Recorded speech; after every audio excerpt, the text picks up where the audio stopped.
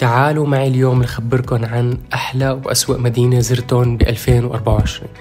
سلام من صفحة سافر مع بيرو. اليوم رح خبركن عن أحلى وأسوأ مدينة زرتون هالسنة، والمدن هن البندقية بإيطاليا، برشلونة بإسبانيا، لندن ببريطانيا، مرسين بتركيا، مدينة باري مونوبولي بإيطاليا، غوتردام بهولندا، قرى سويسرا، وعاصمة ليشتنشتاين المدينة اللي كتير صغيرة.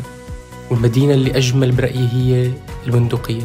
يعني كتير شفت مدن، كتير شفت شغلات وكذا، بس الشغلات اللي شفتها بالبندقية إنه ما فيها ولا سيارة أبدا. هي كانت من أغرب وأحلى الأشياء اللي شفتها هلا بحياتي. إنه يعني ما بيفوت بعقلي أبدا إنه كيف مدينة كاملة شغالة مثل العادة بمواصلات بحرية، باصات وسيارات إسعاف وشرطة، والمدينة فيها جمال معماري ما بعرف حتى كيف قدروا يعمروه هنيك. وللأسف أسوأ تجاربي كانت هي بمدينة برشلونة بإسبانيا. المدينة معروفة وعاصمة بتجنن، بس كتير كتير كتير كانت تجربة سيئة إلي هنيك.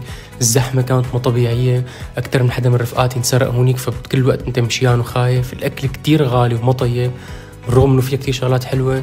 وبحب إسبانيا، من بلادي المفضلة، بس اللي حابب يروح على إسبانيا يروح على القسم الأندلسي فيها لأنه أحلى بكتير بكتير. وانتو خبروني كمان عن تجاربكم، وما تنسوا تتابعوا الصفحة للجزء الثاني لتعرفوا أطيب وأسوأ أكلة جربتها بكل سفراتي لهلا. وسلام.